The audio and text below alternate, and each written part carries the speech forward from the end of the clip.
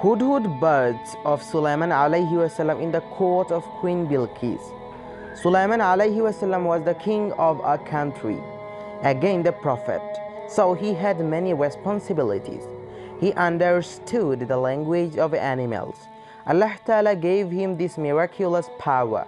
Hudhud birds have been used for state espionage, news exchange. Allah Ta'ala said, Sulaiman went to inquiry about the birds and said, I do not see Hudhud.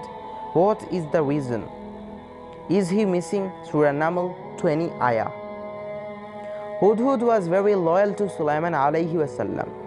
Sulaiman alayhi wasallam used to get the useful news of the other states regularly through the Hudhud. The name of this Hudhud of Sulaiman alayhi wasallam was Yafur.